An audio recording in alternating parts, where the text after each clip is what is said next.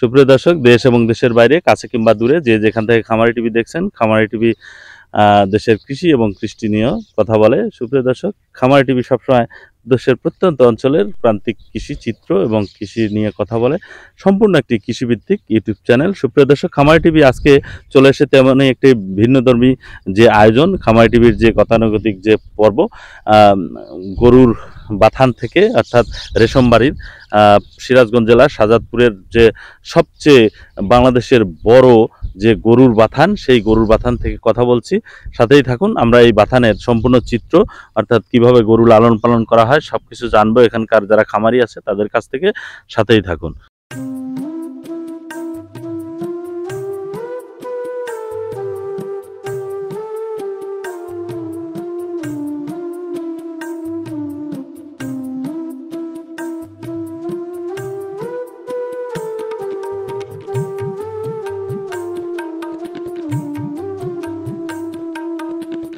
আসসালামু আলাইকুম। ওয়ালাইকুম আসসালাম।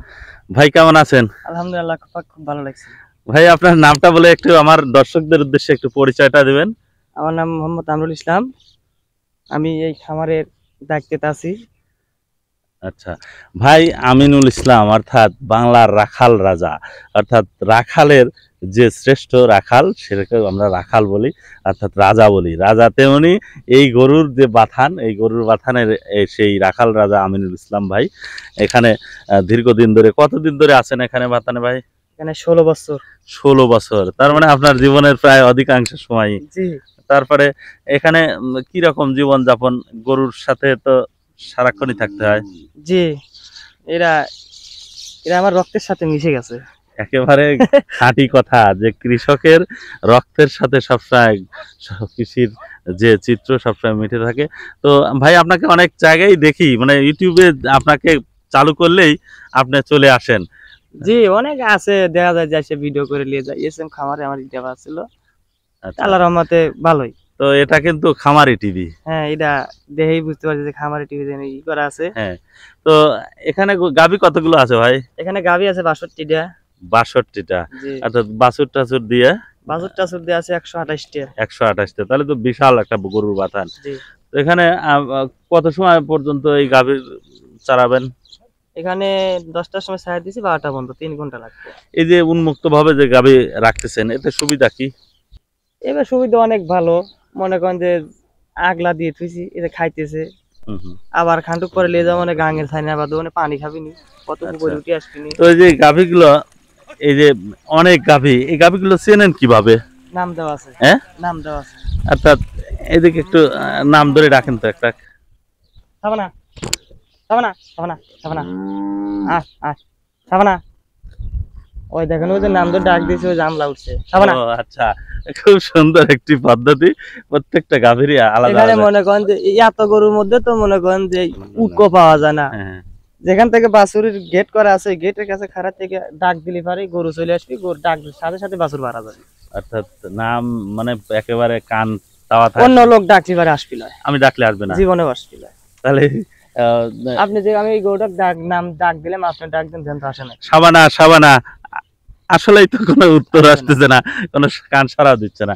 এই গাড়িটার নাম কি? চাম্পা। চাম্পা।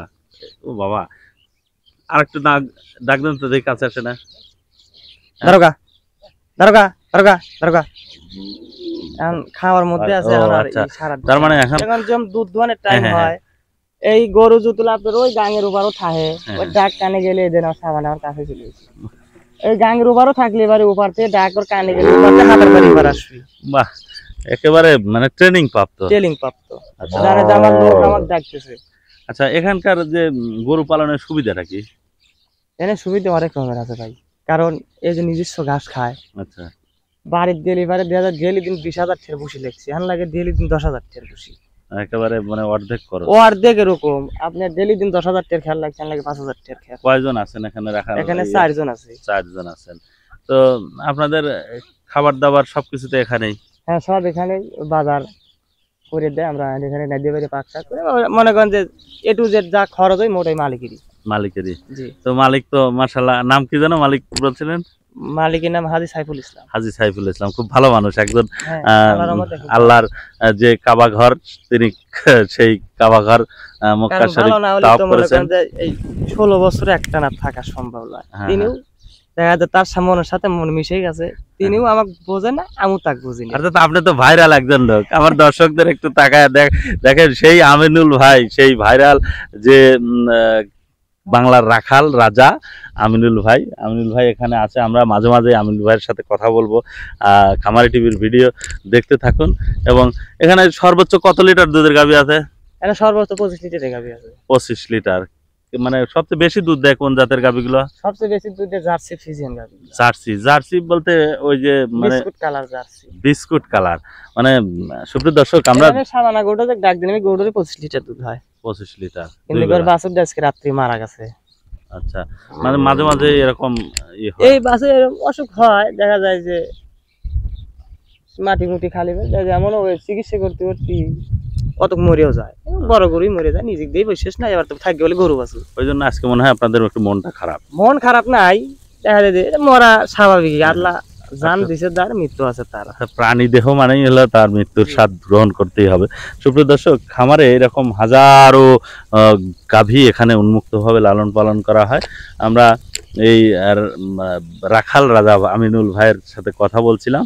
আমিনুল ভাই, আপনার এই 16 বছরের জীবনে এই সবচেয়ে এই যে উন্মুক্তভাবে গাভী লালন পালন করছেন, থাকছেন এখানেই, তো আপনার একটা অভিজ্ঞতার কথা বলেন তো, যে কোনো একটা কষ্টের অভিজ্ঞতা বা ভালো একটা। আমার কোনো কষ্টের কোনো অভিজ্ঞতা নাই, আল্লাহ যেভাবে দিন দিচ্ছে আল্লাহর রহমতে এখানে খুব আরামে মানে রিল্যাক্সে, এবং আমার নিজস্ব গাভী আছে। আচ্ছা, আমরা দেখেছি খামারে আপনার নিজস্ব গাভী আছে। গাভী কি বিক্রি হয় এখানে? হ্যাঁ, বিক্রি হবে, পছন্দ হলে বিক্রি করে দিলাম। আচ্ছা, আপনার নাম্বার দিলে ভালো জাতের যে গাভী, ভালো জাতের গাভী চিনতে কি কি লাগবে?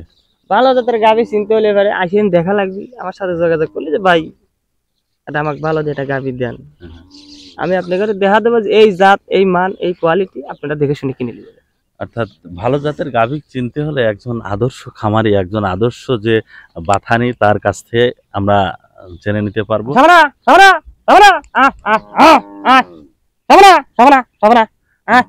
ডাকি নিয়ে আসেন। সুপ্রিয় দর্শক, একটি গাভী চলে যাচ্ছে একেবারে রাখাল রাজার, যে আমাদের আমিনুল ভাই ডাক দিচ্ছে, এবং গাভীটা কিন্তু অলরেডি চলে আসছে আমাদের এর ভিতরে। গাভী দেখে কিন্তু যে অবস্থা, অর্থাৎ গরু কিন্তু আমাদের দেখে হয়তো ভয় পাচ্ছিল, কারণ হলো আমরা অপরিচিত লোক। পরিচিত লোকদের দেখলে তারা খুব আনন্দে থাকে, খায়, এবং তাদের যে এই যে খুব একটা সুন্দর একটি মাঠ, এরকম বাংলাদেশের পৃথিবীতে, অর্থাৎ বাংলাদেশে আর কোথাও পাবেন না। এখানে সেই রেশমবাড়ির যে বাথান, সেই বাথানেরই এটি চিত্র। সুপ্রিয় দর্শক, আমরা ঘুরে ঘুরে দেখানোর চেষ্টা করছিলাম, সাথেই থাকবেন। আমরা রাখাল রাজার যে বাথান, এই কি বাড়ি যেন, দখলবাড়ি বাথান। সুপ্রিয় দর্শক, দখলবাড়ি থেকে আমরা দেখতেছিলাম খুব সুন্দরভাবে, একেবারে মুক্তভাবে গরু চারণ ভূমিতে চারণ করছে, এবং এর পরেই তারা কিন্তু নিয়ে যাবে হলো সেই বাথানের চ্যাগারের মধ্যে। যখন খাওয়ানোর দানাদার খাদ্য খাওয়াবে, তখন এই পাশেই একটা কিন্তু নদী আছে, ধলাই নদী। এই ধলাই নদী দিয়েই কিন্তু এই দুধগুলো আবার পরিবহন হয়ে চলে যায়। 6 মাস এখানে থাকে এবং 6 মাস বাড়িতে থাকে। তার ভিতরে রাখালরা বলছিলেন যে এই 6 মাসের ভিতরে যখন গাভী এখানে থাকে, তখন কিন্তু এখানে সবচেয়ে বেশি আরামে গাভী থাকে, এবং উন্মুক্তভাবে গাভীর রোগ ব্যাধিও খুব কম।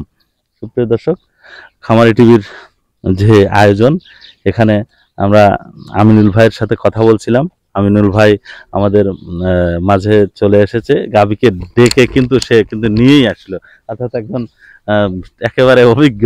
তো আমিনুল ভাই কি সামানা চলে আসলো না? হ্যাঁ, এই যাইছে, পাঁচে গিয়েছিল। মাশাআল্লাহ, একেবারে মানে যে রাখাল রাজা, মানে ট্রেনিং প্রাপ্ত একটি মানে বিষয় এখানে, যে গাভীর নাম ধরে ডাকলেই সে চলে আসবে। সুপ্রিয় দর্শক, আজকের মতো এই খামারি টিভির যে আয়োজন এই পর্যন্তই। নতুন কোনো জায়গায়, অর্থাৎ আমিনুল ভাইয়ের সাথে আবারও দেখা হবে। ততক্ষণ পর্যন্ত খামারি টিভির সাথেই থাকুন। তো আমিনুল ভাই, আপনাকে ধন্যবাদ সময় দেওয়ার জন্য। আবারও দেখা হবে ইনশাল্লাহ। খুদা হাফেজ। খামারি টিভির দর্শকদের উদ্দেশ্যে একটু আপনার যদি কথা থাকে কিছু বলবেন। আসসালামু আলাইকুম, আমি মোহাম্মদ আমিরুল ইসলাম। আপনারা খামার করেন, খামারে লাভ আছে, গরু কিনবেন দেখে শুনে কিনবেন, কোনো প্রতারণা হয় না।